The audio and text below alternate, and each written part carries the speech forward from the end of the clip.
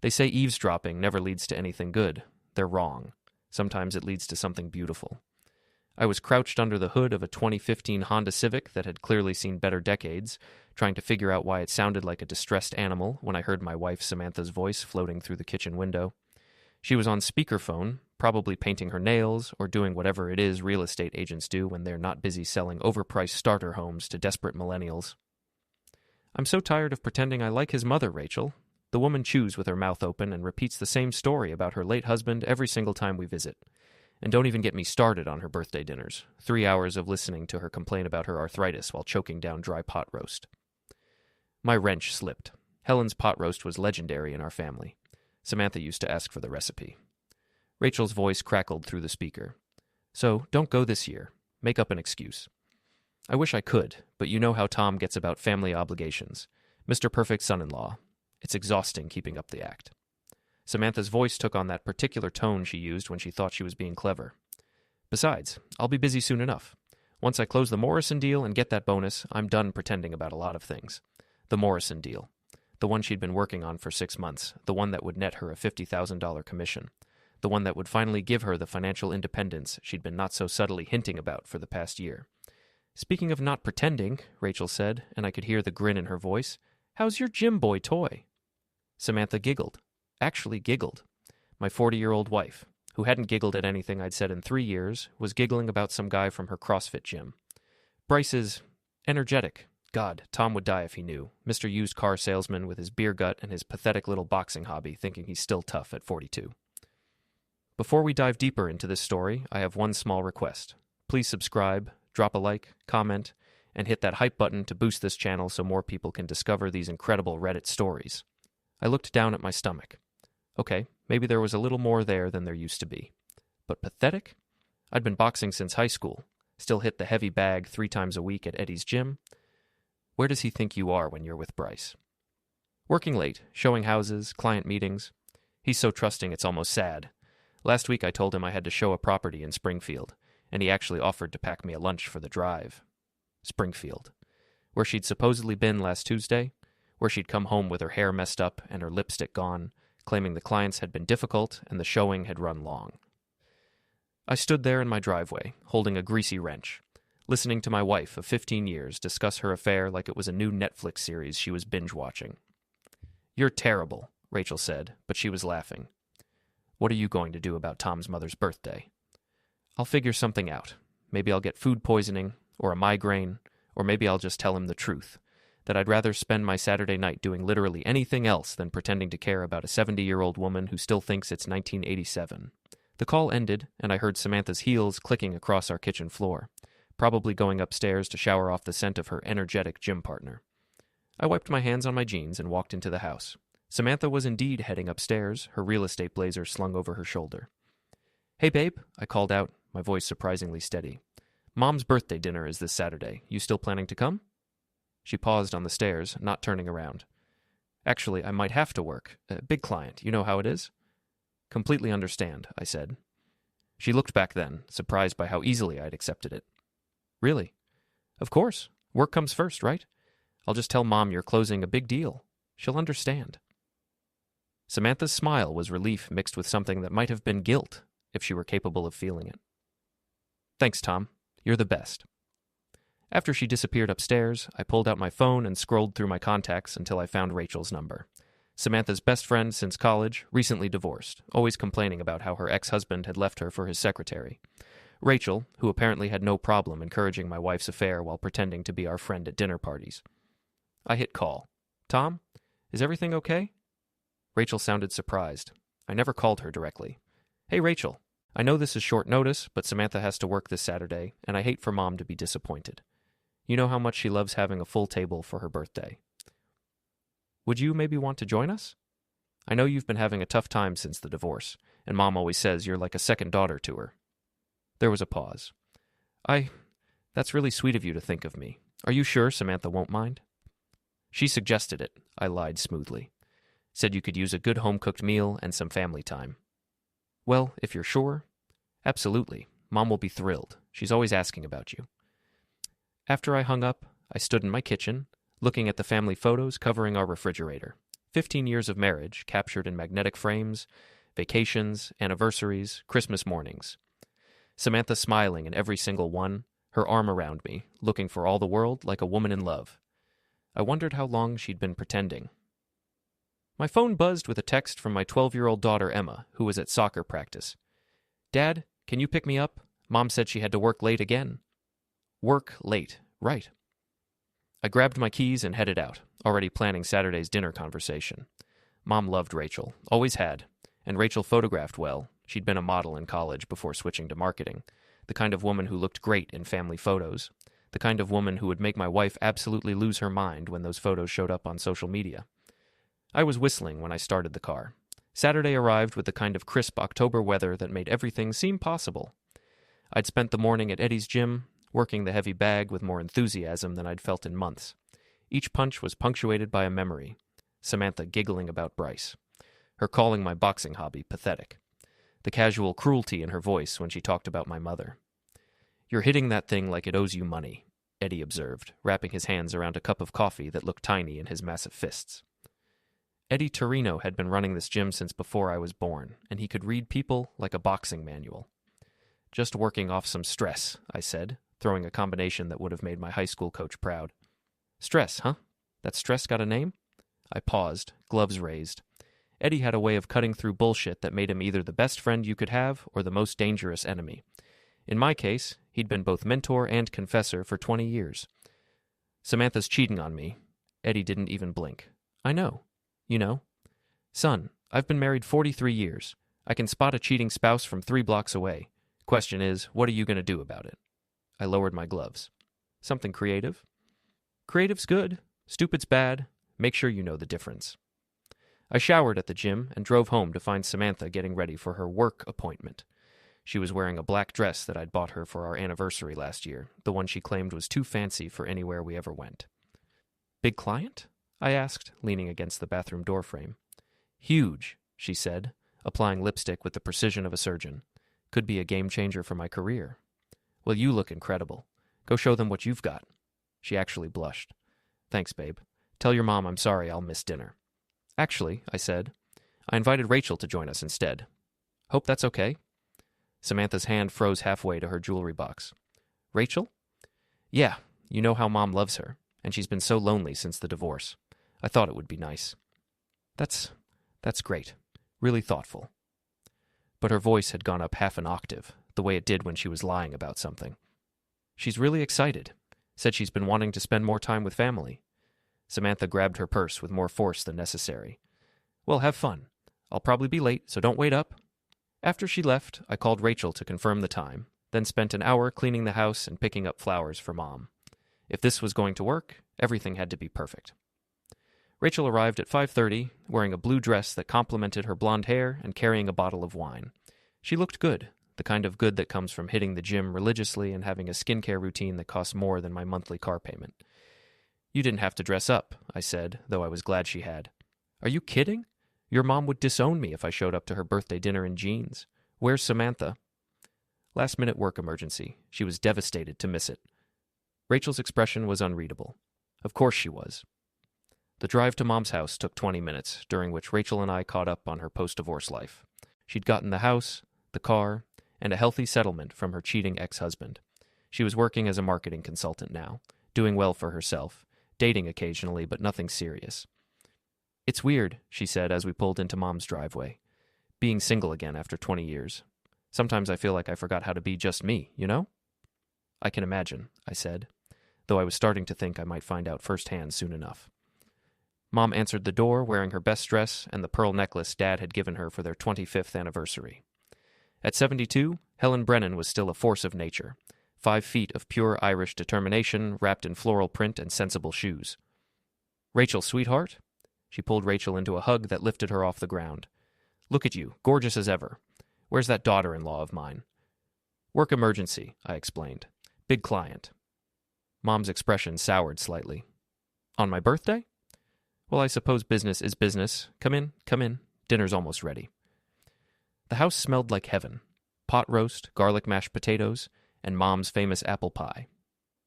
We settled in the living room with drinks while Mom bustled around the kitchen, refusing all offers of help. So Rachel, Mom called from the kitchen, Tom tells me you're doing marketing consulting now. That sounds exciting. It is. I'm working with small businesses mostly, helping them build their online presence. It's amazing how many companies still think a Facebook page is enough. I don't understand any of that computer stuff, Mom admitted, carrying in a tray of appetizers. Tom keeps telling me I should get on the Facebook, but what would I post? Pictures of my garden. Actually, that would be perfect, Rachel said. Your garden is incredible. I bet you'd have followers from all over. Mom beamed. She'd always liked Rachel, but tonight she was practically glowing with approval. As we moved to the dining room, I caught Rachel's arm. Thank you for this, I said quietly. She really needed the company. Are you kidding? This beats sitting at home with takeout and Netflix. Your mom is amazing. Dinner was perfect. Mom had outdone herself with the pot roast, tender enough to cut with a fork, seasoned to perfection. Rachel complimented everything, asked for recipes, and listened with genuine interest to Mom's stories about Dad and their early years together. You know, Mom said as she served the apple pie, your father proposed to me at a birthday dinner. Not mine, his mother's. Right here at this table, actually. I never knew that, I said. Oh, yes. He was so nervous he knocked over his water glass and soaked the tablecloth. But he got down on one knee right there by the china cabinet and asked me to marry him. His mother cried. I cried. Even the neighbors heard the commotion and came over to congratulate us. Rachel smiled. That's the most romantic thing I've ever heard. It was a different time, Mom said. People knew what commitment meant. Marriage was work, but it was good work. Worth doing. The comment hung in the air for a moment, and I wondered if Mom suspected something about Samantha's frequent absences and work emergencies. After dinner, we moved back to the living room for coffee and more stories. Rachel was a natural audience, laughing at Mom's jokes and asking follow-up questions that showed she was really listening. When Mom brought out the photo albums, I knew we'd struck gold. Oh, let me get a picture of you three, Mom said, grabbing her phone. Rachel, sit between Tom and me on the couch. We posed for several photos, some serious, some silly. In one, Rachel and I were laughing at something Mom had said, our heads close together, looking for all the world like a happy family. I'm posting these right now, Mom announced, squinting at her phone screen. How do I tag people again? I helped her tag Rachel and me, then watched as she added the caption, Best birthday dinner ever, with my wonderful son Tom and sweet Rachel. Some of the best family moments happen with the people who choose to be there. Blessed Gierk family, Yi Chak birthday dinner. The post went live at 9:47 p.m. My phone started buzzing at 9:52. Excuse me, I said, glancing at the screen. Samantha's name flashed urgently. Work call. I stepped into the kitchen and answered. Hey, babe, how's the client meeting going? What the hell is this? Samantha's voice was sharp enough to cut glass. What's what? The photos. On your mother's Facebook, you and Rachel looking all cozy at dinner. I could hear music and voices in the background of her call. Didn't sound like any client meeting I'd ever been to. Oh, those. Yeah, Mom was really excited to have Rachel there. She took a bunch of pictures. Why didn't you tell me you were bringing Rachel? I did tell you, this morning, remember? You said it was thoughtful. There was a pause. I don't remember that. Well, you were getting ready for your big meeting, probably distracted. Is everything okay? You sound upset. I'm not upset. I'm just surprised. The photos make it look like... Like what? Another pause, longer this time. Nothing. Never mind, I have to go. The client is waiting. Okay, love you. She hung up without saying it back. I returned to the living room to find Rachel and Mom looking through more photo albums, Rachel asking about pictures of me as a kid. My phone buzzed again, a text this time. Call me when you get home. We need to talk. I showed the message to Rachel, who raised an eyebrow. Trouble in paradise? Something like that. We left Mom's house around 10:30 after helping her clean up and promising to visit again soon. Mom hugged Rachel goodbye like she was sending off a beloved daughter. You bring her back any time, Mom whispered to me at the door. That girl's got a good heart. In the car, Rachel was quiet for the first few minutes of the drive home. Tom, she finally said, can I ask you something? Sure. Is everything okay with you and Samantha? I mean, really okay? I considered lying, keeping up the pretense. But something about the evening, the easy conversation, the genuine laughter, the way Rachel had made Mom light up, made me want to tell the truth. No, I said. It's not okay. Hasn't been for a while. Rachel nodded like she'd expected that answer. I'm sorry. I know how much you love her. I did love her. I'm not sure when that changed, or if it changed, or if she just made it impossible to keep loving her. What are you going to do? I pulled into Rachel's driveway and put the car in park. I'm going to remind her what she's throwing away. And if that doesn't work, I'm going to make sure she understands the consequences of her choices. Rachel studied my face in the dim light from her porch. That sounds ominous. Not ominous, just educational. She got out of the car, then leaned down to the passenger window. Tom, whatever you're planning, be careful. Revenge has a way of changing people. Maybe it's time I changed. I watched her walk to her front door, then drove home to face whatever conversation Samantha had planned. But when I got there, the house was dark and her car wasn't in the driveway. Her client meeting was apparently running very late. I poured myself a scotch and sat in my living room, scrolling through the comments on Mom's Facebook post. Neighbors, family friends, and relatives were all chiming in with birthday wishes and compliments about how happy everyone looked. Mrs. Patterson from down the street had written, "What a lovely family dinner. Rachel looks radiant, and Tom, you look so happy." My cousin Mike had commented, "Great pics, Aunt Helen. Tom and Rachel make a cute couple." And then there was my sister Jennifer's comment, the one that made me smile. About time Tom found someone who appreciates Mom's cooking. My phone buzzed with another text from Samantha. "Still at client dinner. Don't wait up." I finished my scotch and went to bed, leaving the porch light on. At 2:17 a.m., I heard her car in the driveway. She crept upstairs like a teenager sneaking in past curfew, and when she slipped into bed, she smelled like cologne that wasn't mine and wine that wasn't from any client dinner I'd ever heard of. But I pretended to be asleep, and she pretended that everything was normal. The game had begun. Sunday morning brought the kind of uncomfortable silence that settles over a house like dust. Samantha was up early, which was unusual for her weekends, moving around the kitchen with sharp, efficient movements that suggested barely contained irritation. I found her at the breakfast table with her laptop open and her phone beside her, scrolling through social media with the intensity of a detective examining evidence. "Morning," I said, pouring myself coffee. "How was your client dinner?" "Fine." She didn't look up from her screen. "Productive." "Good. Mom's dinner was great. Rachel really enjoyed herself." That got her attention. I'm sure she did. She asked for Mom's pot roast recipe, said it was the best she'd ever had. Samantha's jaw tightened. How nice for her. I sat down across from her with my coffee and the Sunday paper, playing the role of oblivious husband. "You know, I think Mom really needed the company. She's been lonely since Mrs. Henderson moved to that assisted living place." "Tom." Samantha closed her laptop with more force than necessary. "We need to talk about last night." "What about it?" "The photos. People are getting the wrong idea." I looked up from the sports section. "What kind of wrong idea?" "Look at the comments." She turned her phone toward me. "Your cousin thinks Rachel and I are dating. Your sister is making jokes about you finding someone new. It's embarrassing." I scrolled through the comments, most of which were harmless birthday wishes and compliments about the food. "I think you're reading too much into it. People are just being nice." Mrs. Patterson called Rachel radiant and said you looked happy. "Happy, Tom. Like you've been miserable with me." "Haven't I been?" The words hung between us like a loaded gun. Samantha stared at me, her mouth slightly open as if she couldn't believe I'd said it. "What's that supposed to mean?" "It means maybe people are commenting on how happy I looked because I haven't looked happy in a while. When's the last time we had a conversation that didn't involve your work schedule or my shortcomings?" "That's not fair." "Isn't it?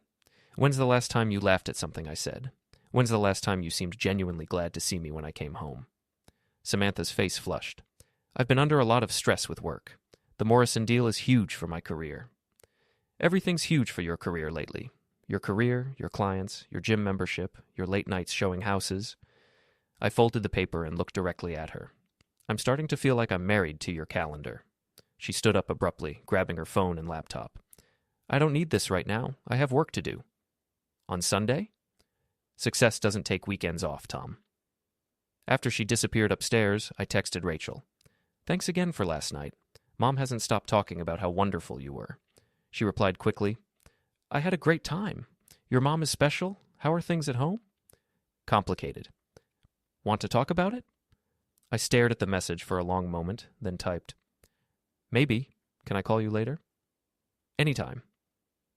I spent the rest of Sunday doing yard work and avoiding Samantha, who stayed locked in our bedroom with her laptop, presumably working on her career-defining deals. Around 4 o'clock, I drove to Eddie's gym for a workout. You look like hell, Eddie observed as I wrapped my hands. Thanks for the pep talk. I'm serious. You're wound up tighter than a spring. What happened with your creative plan? I told him about the dinner, the photos, and Samantha's reaction. Eddie listened without interrupting, occasionally nodding or grunting his approval. So she's rattled, he said when I finished. Good. Cheaters get comfortable when they think they're getting away with it. You shook her up. Yeah, but now what?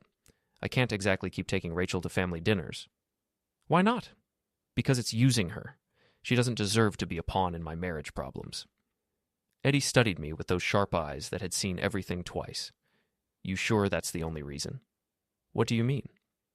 I mean, maybe you're worried about what happens if you keep spending time with a beautiful, available woman who actually seems to enjoy your company?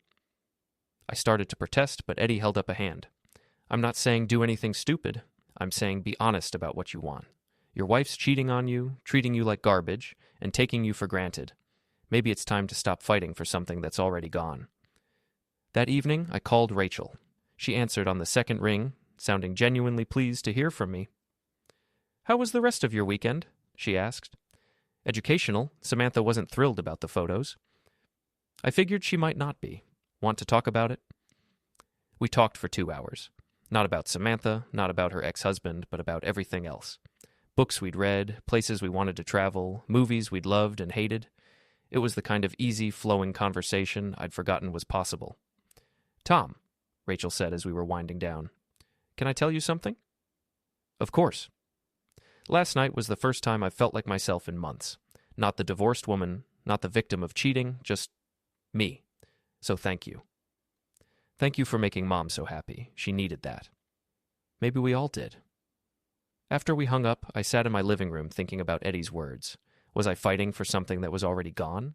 And if so, what exactly was I fighting for? Monday morning brought answers I wasn't expecting. Samantha left early for a breakfast meeting, and I was getting ready for work when Emma came downstairs looking confused. Dad, why is Mom's gym bag still here if she went to CrossFit?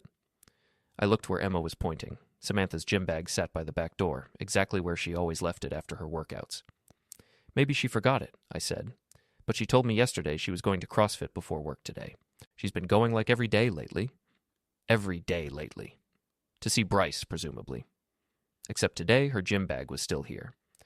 After Emma left for school, I did something I'd never done before. I drove to Samantha's CrossFit gym.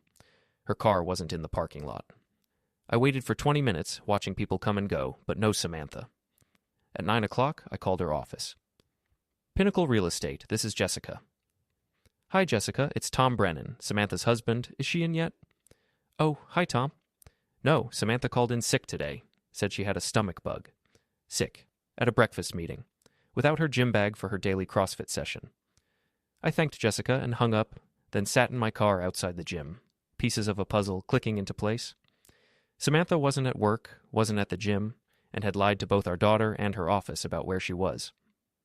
I drove to the other side of town, to the strip mall where Bryce ran his auto detailing business. Sure enough, Samantha's silver Lexus was parked behind the building, tucked away where it wouldn't be visible from the street. I sat there for 10 minutes, engine running, staring at my wife's car and wondering what I was supposed to feel.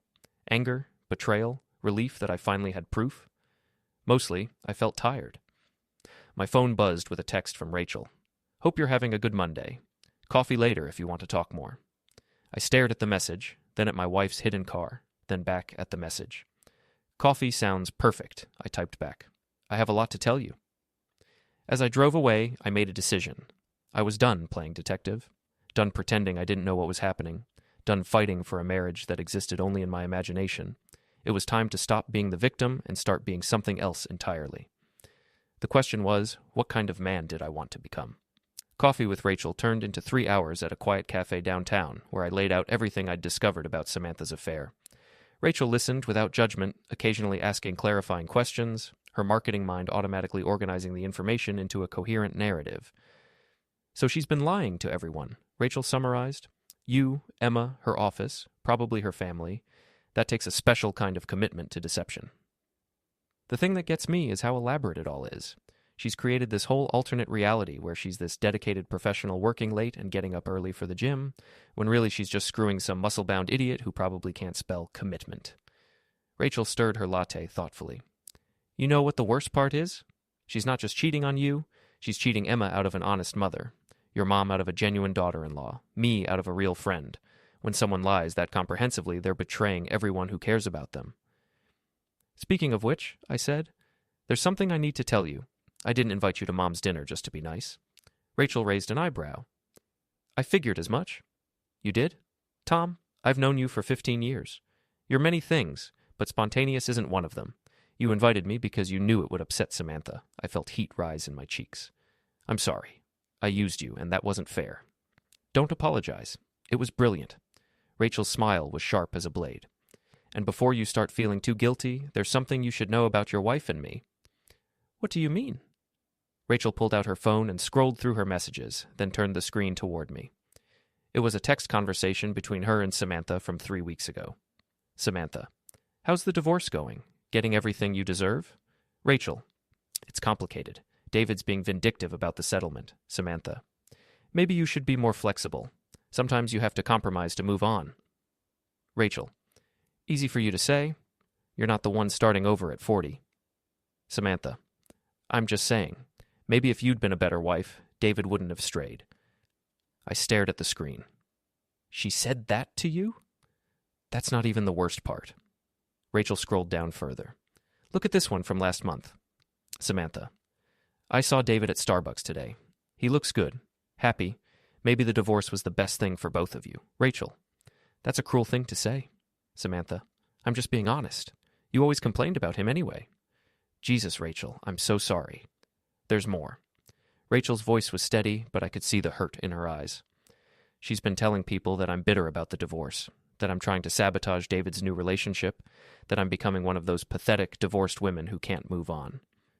Why didn't you tell me? Because I thought she was my friend.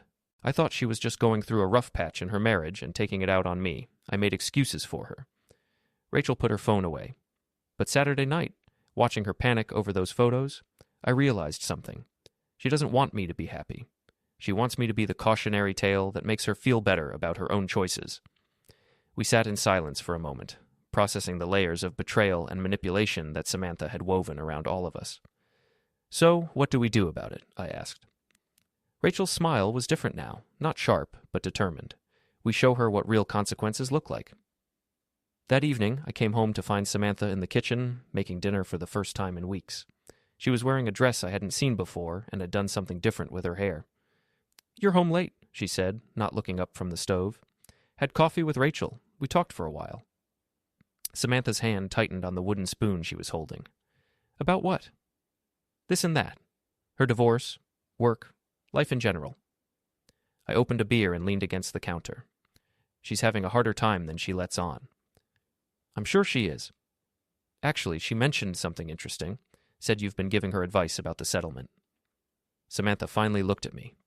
Just trying to help her be realistic. Realistic how? Well, she can't expect to get everything she wants just because David cheated.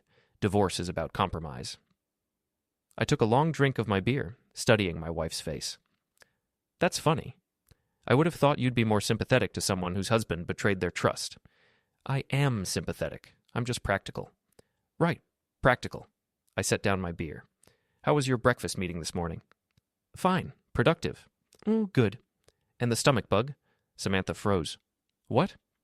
Jessica said you called in sick with a stomach bug, but you told me you had a breakfast meeting, and you told Emma you were going to CrossFit. That's a lot of activities for someone with stomach problems. The color drained from Samantha's face. The meeting was early, before I started feeling sick. I was going to go to the gym after, but then I felt worse, so I called in. Makes sense. Where was the meeting? What? The breakfast meeting. Where was it? Samantha turned back to the stove, stirring the pasta with unnecessary vigor. Downtown, that new place on 5th Street. The Griddle House? Yes, that's it. Interesting. The Griddle House has been closed for renovations all week. Big sign on the door and everything. The wooden spoon clattered to the floor. Samantha, I said quietly, I saw your car at Bryce's shop this morning. She spun around, her face cycling through emotions, panic, anger, defiance, and finally resignation. How long have you known? Long enough. Are you going to make a scene, throw things, demand details? I considered the question seriously. No, I'm going to ask you one thing, and I want an honest answer. Do you love him? She looked genuinely surprised by the question. I don't know. Do you love me? This time the pause was longer. I don't know that either. I nodded. Okay. That's honest, at least. What happens now? Now you decide what you want, but you decide honestly, without lies or games or manipulation. And whatever you decide, Emma and I deserve to be treated with respect. And if I choose him, then you choose him, but you do it openly and you deal with the consequences like an adult. Samantha stared at me like she'd never seen me before. You're different. Yeah, I am. That night, Samantha slept in the guest room. We told Emma that Mom wasn't feeling well and didn't want to spread her bug, but I could see in my daughter's eyes that she wasn't buying it. At midnight, I got a text from Rachel. How did it go? She knows that I know. Ball's in her court now. How do you feel? I thought about it. Relieved, and scared, and free. Free is good. Rachel. Yeah? Thank you for everything. I know this is complicated. Tom, can I tell you something? Saturday night at your mom's house was the happiest I've been since before my marriage fell apart. Not because of the situation, but because I remembered what it feels like to be around people who actually like me. We more than like you. I know, and that scares me and thrills me at the same time. I stared at my phone for a long time before typing back, Me too? The next morning, Samantha was gone before I woke up. No note, no explanation, just an empty closet and a wedding ring on the bathroom counter. Emma found the ring when she was getting ready for school. Dad, she called from upstairs, her voice small and scared. I think you need to see this. I found her standing in the bathroom doorway, holding her mother's wedding ring. She left, Emma said. It wasn't a question. Yeah, sweetheart, she did. Is she coming back? I pulled my daughter into a hug, breathing in the scent of her shampoo and the lingering innocence of childhood. I don't think so, Em. I'm sorry. Emma cried then, the kind of deep, body-shaking sobs that come from a 12-year-old's first real heartbreak. I held her and let her cry and tried not to think about how Samantha had left without saying goodbye to her own daughter. After I dropped Emma at school, I drove to work and tried to focus on selling cars to people who probably couldn't afford them. But my phone kept buzzing with messages. My sister Jennifer. Tom, what's going on? Samantha's Facebook relationship status changed to, It's complicated. My mother. Tommy, Mrs. Patterson saw Samantha loading suitcases into her car this morning. Call me. Eddie. Heard through the grapevine your wife moved out. You okay? And then, at lunchtime, a message from Samantha herself. I'm staying at a friend's place while I figure things out. I'll call Emma tonight. She didn't call Emma that night, or the next night, or the night after that, but Rachel did. She brought dinner and helped Emma with her homework and listened to my daughter's confused, angry questions about why her mother had left without explanation. Some people, Rachel told Emma gently, make choices that hurt the people they're supposed to love most. It doesn't mean you did anything wrong, and it doesn't mean you're not lovable. It just means your mom is dealing with her own problems in a way that's not fair to you. After Emma went to bed, Rachel and I sat on my couch with glasses of wine, not talking about Samantha or divorce or the future, just existing in the strange, fragile peace of two people who had survived their respective storms and found each other on the other side. This is probably moving too fast, I said. Probably, Rachel agreed. People are going to talk. Let them. Emma's going through enough without having to explain why her dad is dating her mom's best friend. Former best friend, and we're not dating, we're just figuring things out. I looked at her, really looked at her, and saw not Samantha's friend or my revenge or my rebound, but Rachel. Complicated, wounded, strong, beautiful Rachel, who had made my mother laugh and my daughter feel heard and me remember what it was like to have a conversation with someone who actually wanted to listen. What are we figuring out, exactly? She set down her wine and turned to face me. Whether two broken people can help each other become whole again, whether starting something real is worth the risk of losing it, whether we're brave enough to try. And what do you think? I think, she said, moving closer, that we've both spent enough time being careful. Maybe it's time to be brave instead. When she kissed me, it tasted like wine and possibility, and the kind of second chance that most people don't get. Outside, it started to rain, washing away the last traces of the life I'd been living and making room for whatever came next. 3 weeks after Samantha left, she finally called Emma. I was in the kitchen making dinner when I heard my daughter's voice from the living room, bright with hope and desperate affection. Mom, where have you been? I've been worried sick. I couldn't hear Samantha's side of the conversation, but I could track its progression by Emma's responses. What do you mean, getting your head straight? No, I haven't been okay. You just disappeared. Dad's been great, and Rachel's been helping with homework and stuff, but that's not the point. The conversation lasted 15 minutes and ended with Emma in tears. She found me in the kitchen, her phone clutched in her hand like evidence of a crime. She wants me to come stay with her this weekend, Emma said, at her new apartment. How do you feel about that? I don't know. I want to see her, but she sounded different, like she was talking to someone else's kid. Different how? Emma struggled to find the words. Like she was reading from a script, like someone told her she should call, so she did, but she didn't really want to. My heart broke for my daughter, who was learning the hardest lesson of childhood, that parents are just people, and people sometimes fail the ones they're supposed to protect. Do you want to go? I think I have to, don't I? She's still my mom. She'll always be your mom, Em. But you don't have to do anything that makes you uncomfortable. If you want to see her, we'll make it happen. If you don't, that's okay too. Emma nodded, but I could see the conflict in her face. She was 12 years old and trying to navigate a situation that would challenge most adults. That evening, after Emma was in bed, I called Samantha back. Tom? Her voice was cool, professional. Emma said you wanted to talk. I want to understand what you're doing. I'm trying to figure out my life. I thought you'd be supportive of that. I am supportive of you figuring out your life. I'm not supportive of you abandoning our daughter while you do it. I didn't abandon her. I'm giving her space while I get settled. You left without saying goodbye. You didn't call for 3 weeks. That's not giving her space, Samantha. That's abandoning her. There was a long pause. I needed time to think. About what? About whether I'm cut out for this. Marriage, motherhood, the whole suburban life thing. Maybe I'm not the person you thought I was. You're right, I said. You're not. The person I thought I married would never have walked away from her child. Don't lecture me, Tom. You have no idea what I've been going through. Then tell me. Help me understand. Another pause, longer this time. Do you remember when we first met? I was going to move to California, remember? I had that job offer in San Diego, and I was going to take it. But you chose to stay. You chose us. I chose you because I was scared to go alone. And then Emma came along, and suddenly I was trapped in a life I never really wanted. The words hit me like a physical blow. Trapped. I don't mean it like that. How do you mean it?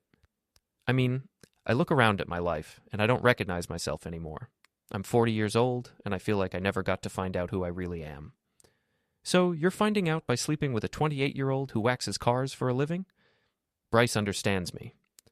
Bryce understands that you're married and vulnerable and willing to sneak around. That's not the same thing as understanding you. You don't know him. I know he's not worth destroying your family over. Maybe the family was already destroyed, Tom.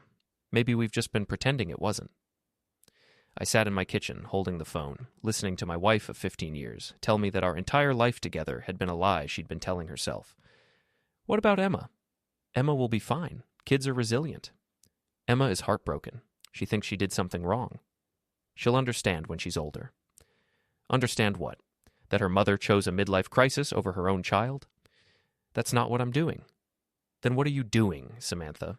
Because from where I'm sitting, it looks like you're blowing up everyone's life because you're too scared to deal with your own problems like an adult. The line went quiet for so long I thought she'd hung up. I want Emma this weekend, she finally said. I'll pick her up Saturday morning. Fine, but Samantha? What?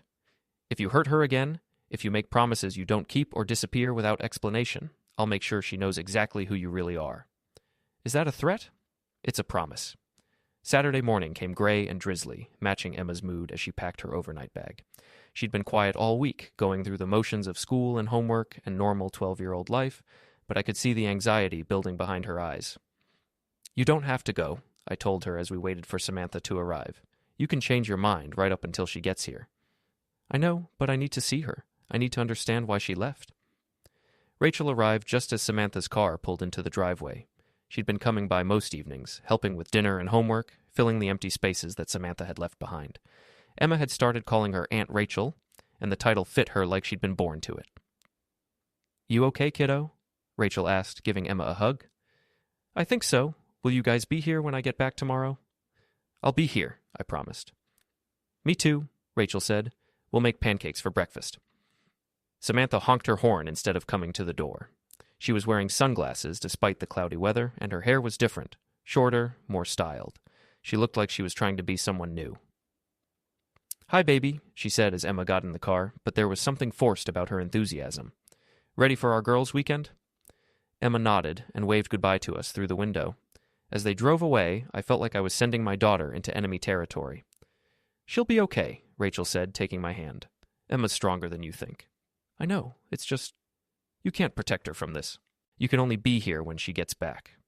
That evening, Rachel and I had dinner at a quiet restaurant downtown, trying to pretend we weren't both worried about Emma. We were walking back to my car when we saw them, Samantha, Emma, and Bryce, coming out of the movie theater across the street. Bryce looked exactly like I'd expected, tall, muscled, with the kind of artificial tan that came from a bottle and the swagger of someone who'd never been told no. He had his arm around Samantha's waist possessively and was completely ignoring Emma, who walked slightly behind them looking miserable. "Is that him?" Rachel asked. "That's him." We watched as they got into Bryce's oversized pickup truck, Emma climbing into the back seat like an afterthought. As they drove past us, Emma looked out the window and saw me standing there. The expression on her face, embarrassed, hurt, apologetic, made me want to chase down that truck and drag my daughter out of it. "She brought Emma on a date," Rachel said, her voice tight with anger. "She brought a 12-year-old on a date with her boyfriend." My phone buzzed with a text from Emma. "Dad, I want to come home." I showed the message to Rachel, who immediately started walking toward my car. "Come on, we're going to get her." "I don't know where they went." "Then we'll find them." It took 2 hours and visits to 3 different restaurants before we tracked them down at a sports bar on the other side of town. Through the window, I could see Emma sitting at a table by herself, picking at a plate of chicken wings while Samantha and Bryce played pool in the background, laughing and drinking and acting like teenagers. I walked into the bar with Rachel beside me, feeling every conversation stop as people turned to stare at the angry husband confronting his cheating wife. Samantha saw me coming and went pale beneath her makeup. "Tom, what are you doing here?" "I'm here for Emma." I looked at my daughter, who was already standing up and grabbing her jacket. "You ready to go home, sweetheart?" "Yes, please." "Now wait just a minute," Bryce said, stepping forward with his chest puffed out like a rooster.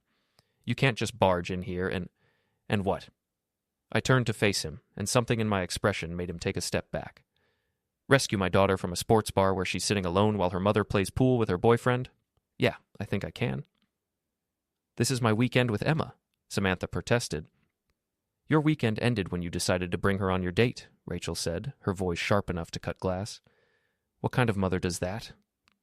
"Stay out of this, Rachel. This is between Tom and me." "Actually," Rachel said, pulling out her phone, "this involves all of us, especially since you've been telling people that I'm the one who's bitter and can't move on."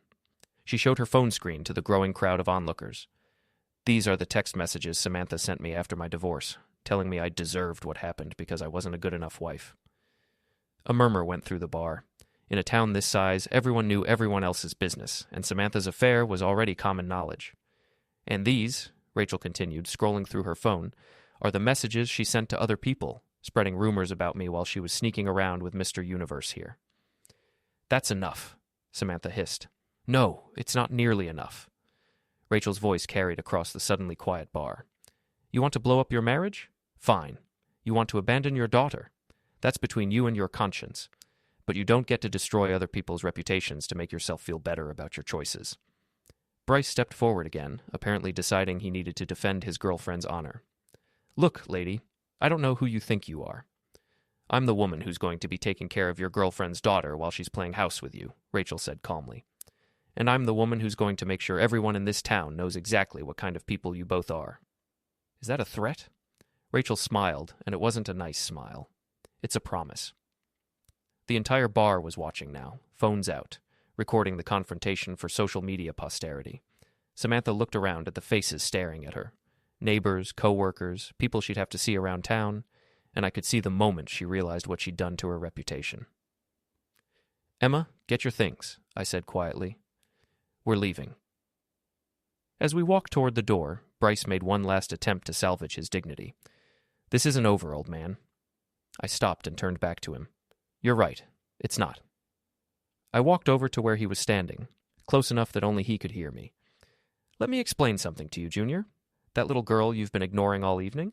She's the most important person in my world. And if you ever make her feel unwelcome or uncomfortable again, You're going to discover that I learned more than just how to sell cars in my 42 years. Bryce tried to maintain his tough guy stance, but I could see uncertainty creeping into his eyes. Are we clear? He nodded. Good. Enjoy your evening. Outside, Emma hugged me tight enough to crack ribs. Thank you for coming to get me. Always, sweetheart. Always.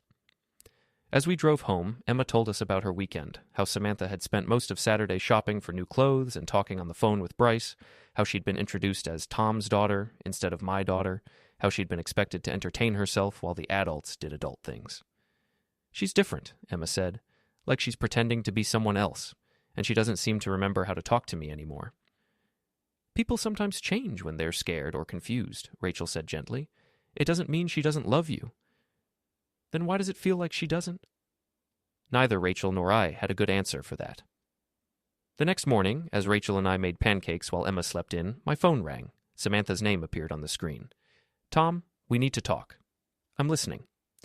What happened last night was embarrassing for everyone. Yes, it was. I think maybe we should make this official. The separation, I mean. I looked at Rachel, who was flipping pancakes and pretending not to listen. Is that what you want? I think it's what's best, for everyone. And Emma will adjust. Kids always do. Samantha, Emma is not going to adjust to being abandoned by her mother. She's going to carry that wound for the rest of her life. I'm not abandoning her. I need to find myself, Tom.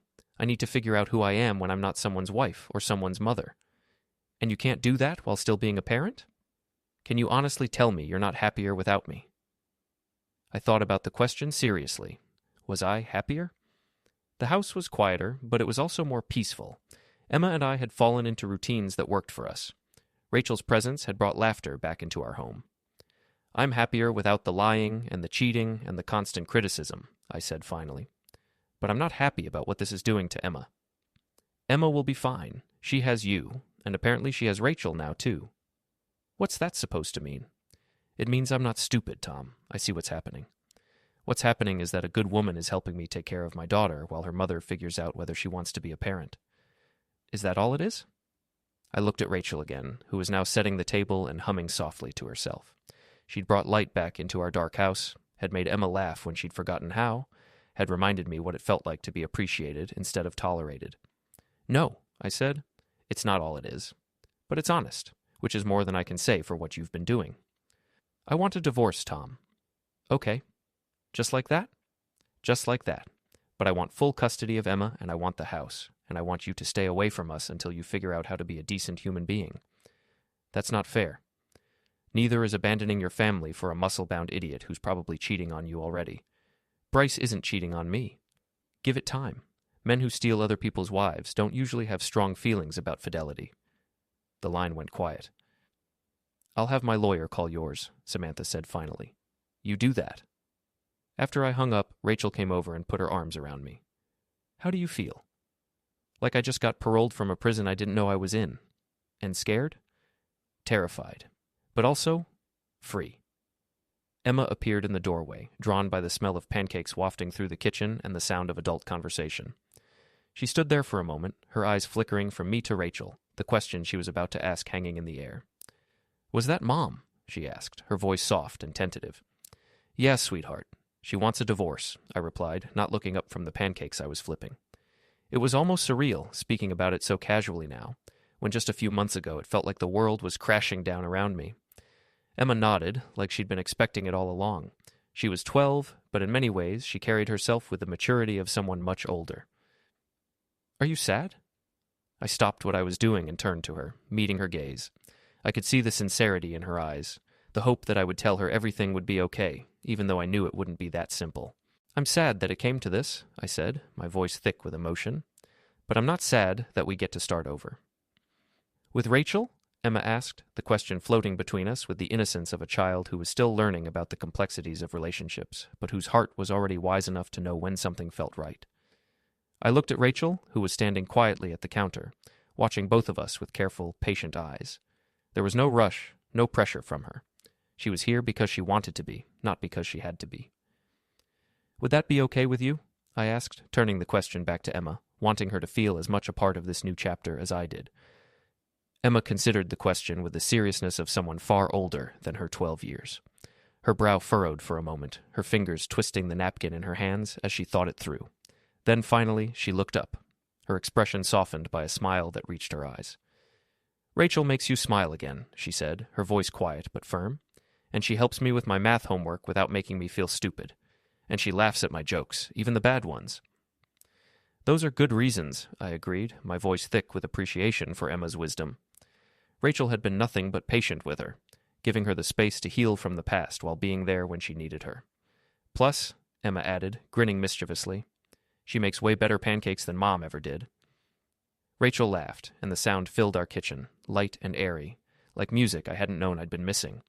It was the kind of laugh that echoed in your heart long after the sound had faded, and in that moment, I realized that everything had already shifted. Our family was no longer just a broken version of the past. It was something new, something stronger. 6 months later, the divorce was final. Samantha got her freedom and a settlement that would let her start over wherever she wanted. I got the house, full custody of Emma, and a chance to build something real with someone who actually wanted to be there, without strings attached or lingering resentments. As expected, Bryce didn't last. 3 months after the divorce, he moved on to someone else's wife, the way he always had, leaving a trail of heartache in his wake. Samantha moved to Phoenix, where she landed a job with a real estate company. She sent Emma birthday cards with generic messages and her new address, a hollow attempt at staying connected. Emma now visited her mother twice a year, and they talked on the phone occasionally, but their relationship was polite and distant, like acquaintances who happened to share DNA. It was a far cry from the close mother-daughter bond they once had, and I knew Emma felt it. She didn't expect much from Samantha anymore. She'd stopped hoping for the woman who had failed her so many times. One evening, while we were cleaning up after dinner, I asked Emma a question I had been thinking about for a while.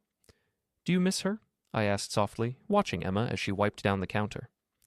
Emma paused for a moment, her gaze distant as she processed the question. Then, without looking up, she answered with a quiet certainty that struck me deeply. "I miss the mom I thought she was," Emma said, her voice steady but tinged with sadness. "But I don't miss being disappointed all the time." Her words hit me harder than I expected. She had grown up quickly over the past year, learning to navigate a world where the people she loved most hadn't always been as reliable as she'd hoped, but she had also found her strength in that, and I couldn't be prouder of her.